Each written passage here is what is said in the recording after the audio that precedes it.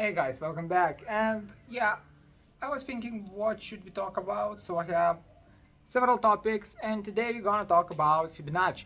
Fibonacci, I don't use that often, but some people do, and what I hear for them, they're making a decent amount of money and it's kind of easy to use, so I'm gonna present for you, gonna show you how to use it, and maybe you're gonna like it, maybe you're not gonna like it, but you need to understand this. So let's get into the charts in the Bitcoin, on the Bitcoin chart. And okay, now we clearing everything, remove.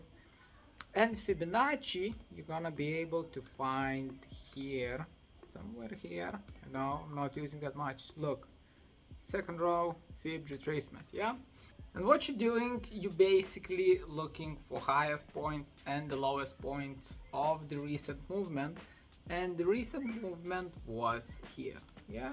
The chart's going down. We know that the chart is going down, so what we are doing, we're taking our highest point at that moment, and then we're taking our lowest point at the moment, yeah?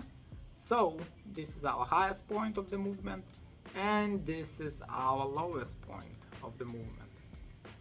And with Fibonacci retracement, it's pretty simple, and you can go there, click it double, and change it if you want to add it more percentages of the movement.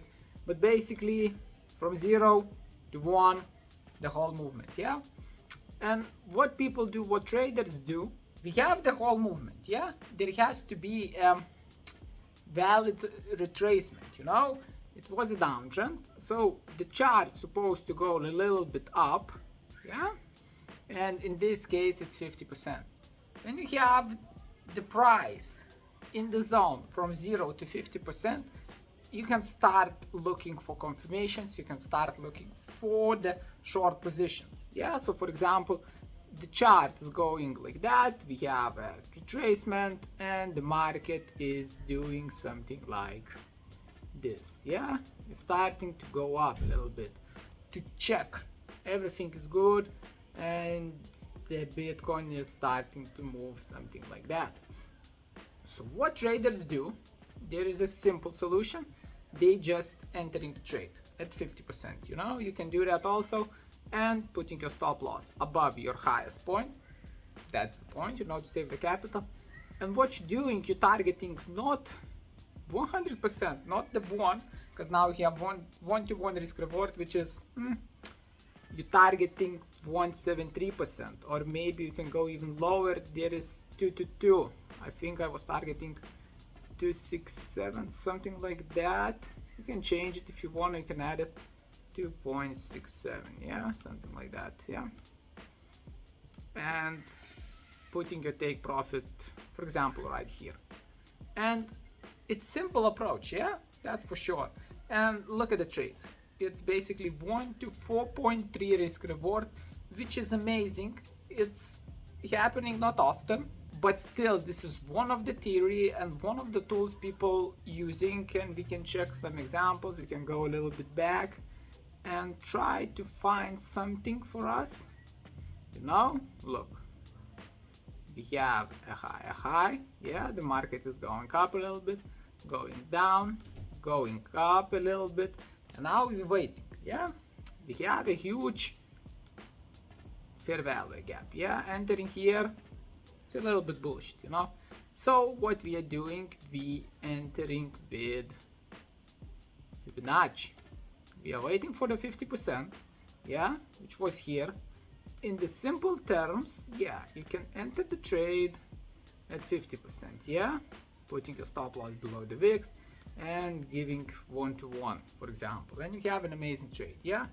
Of course, 173% and higher, you won't be able to reach, but for that you're going for the lower time frame, you know, because Fibonacci you're putting on the higher time frame, which is 4 hours, 1 day. But if you're entering the trade, you have your zone from 0 to 50%, and you're looking for the lower time frame for confirmations to enter the trade. And in this case scenario, okay, we can take the ball movement, and yeah, we have the confirmation, which was this candle, yeah? Huge candle, a little body in the top, and the wick. and we entering after that, putting our stop loss below the wick, yeah, and targeting, for example, the highs. And we have 1 to 2.4 risk reward. Okay, we can go a little bit up, 2.5, yeah, make it, and the trade would be successful. But you see, this is what natural retracement feels, you know. Market goes all the way up, but there are still money in between. That's why, for example, the Bitcoin, there are the charts, they're going down a little bit because people disagree. I mean, literally, you cannot find one thing where all the people can agree.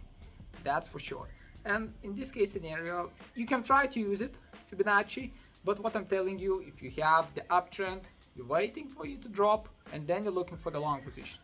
If it's going on the downtrend, same story, it goes up between 0 and 50%, you're waiting, you're entering, and you have your entry point and you have your trades. So this is basically Fibonacci retracement, and yeah, you can use the higher percentages, you can go to the lower time frame, but Fibonacci is more like speculation.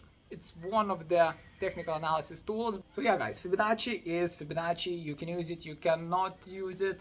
I mean, it's up to you. I'm barely using it, but it's a good tool. Some people make money with it, and you can also make money with it too. You just need to master it. Find the exact points where you want to enter. For example, there's going to be like not from 0 to 50%. There's going to be from 0 to 30%. That's your range. It's lower stop loss, bigger take profit, and the better risk reward. So yeah guys, thank you so much for watching, and see you in the next episode.